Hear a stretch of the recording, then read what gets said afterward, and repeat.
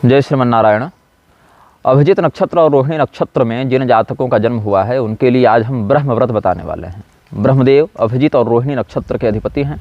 अभिजित नक्षत्र का परिगणन यद्यपि नक्षत्रों की प्रधान सूची में नहीं किया जाता है, किंतु जिन जातकों का जन्म वहाँ हो गया हो, कैसे पता चले कि अभिजित नक्षत्र के अंतर्गत हुआ है। अभिजित नक्षत्र की गणना की प्रक्रिया, उसका जो नियम है वो हमने नक्षत्र माहेश्वरी के प्रयोग खंड में वर्णित किया है।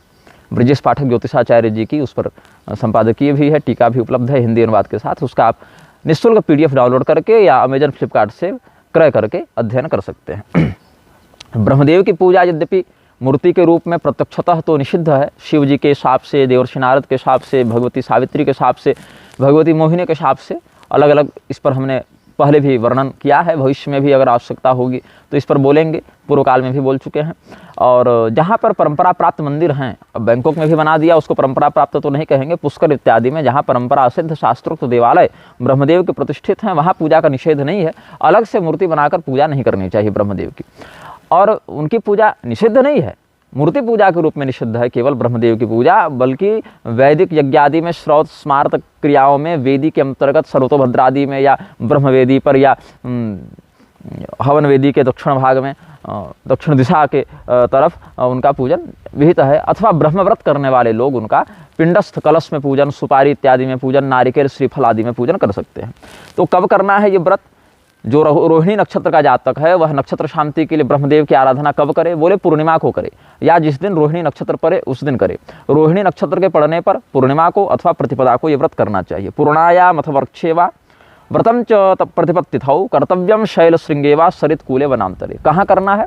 या तो नदी के तट पर चला जाए, या तो जंगल चला जाए, या तो पर्वत के शिखर पर चला जाए। इन स्थानों पर इस व्रत को करना चाहिए। ब्रह्मदेव को प्रणाम कैसे करें, ध्यान कैसे करें, उनको अभिवादन कैसे निवेदित करें? तो मनसो यस्य रुद्रो भूत वक्षसो माधवस्तथा मुखेभ्यश्च चतुर्वेदास्तम वंदेहम चतुर्मुखम। जिनके हृदय से भगवान नारायण का, मन से भगवान रुद्र का, और चारों मुख से चारों वेदों का प्राकट्य हुआ है, ऐसे ब्रह्मदेव की हम वंदना करते हैं। ये भाव रखना है। फिर ब्रह्मदेव की पूजा की जो विधि है उस विधि से उनकी पूजा करें। पौराणिक मंत्र से, वैदिक मंत्र से, आगमुक्त मंत्र से, जिसमें जिसका अधिकार है वैसे पूजन कर लेना चाहिए। जो ब्राह्मण, क्षत्रिय, वैश्यादि उपवीति होकर वेदाधिकार से संपन्न है, वे वेदांतनाथाय विद्महे इत्यादि ब्रह्म गायत्री का प्रयोग कर सकते हैं। शेष व्यक्ति ब्रह्मणे नमः इस मंत्र का प्रयोग करें। यहाँ प्रणव इत्यादि ओंकार आदि न लगाएं। वेदाधिकार हीनभ्यो ब्रह्मणे नमः ईरितम स्वाहाधिकार संपन्नो जुहुयात् छंदसा व्रति। और जिस व्यक्ति को हवनाधिकार प्राप्त है वह गायत्री का जप करके गायत्री से हवन करे।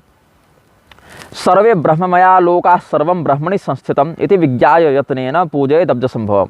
सभी लोग ब्रह्मदेव के द्वारा निर्मित हैं, सर्वत्र ब्राह्मी तत्व प्रतिष्ठित है, ब्राह्मी शक्ति का सर्वत्र सन्निधान है, सभी लोगों के आधार ब्रह्मदेव है। ऐसा चिंतन करके ब्रह्मदेव का पूजन करना चाहिए।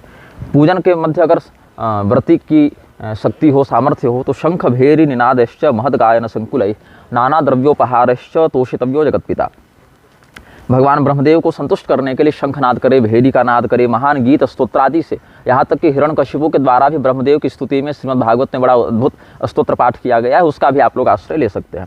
विभिन्न द्रव्य उपहार आदि के द्वारा, पुष्पादि के द्वारा ब्रह्मदेव का सत्कार करके उनको संतुष्ट करना चाहिए। इस प्रकार से लोगों को ब्रह्म तत्व से विनियोजित करने वाला, ब्राह्मी शक्ति से विनियोजित करने वाला यह व्रत रोहिणी नक्षत्र में जन्मे लोगों के लिए अत्यंत लाभप्रद है। किसी का रोहिणी नक्षत्र अगर पीड़ित हो अथवा जातक नक्षत्र व्रत की शांति करना चाहता हो, नक्षत्र व्रता अनुसार अपने जीवन को लाभान्वित करना चाहता हो, ब्रह्मदेव का व्रत करना चाहता हो, तो प्रत्येक पूर्णिमा को, जन्म नक्षत्र के दिन में अथवा प्रतिपदा को इस व्रत को करना चाहिए। विद्यार्थियों के लिए भी यह व्रत बड़ा आवश्यक बताया गया है। एवं वै रोहिणीयानां व्रतं ब्रह्मान् संयोजकं पर्वकाले विधातव्यं विद्या कामे विशेषतः।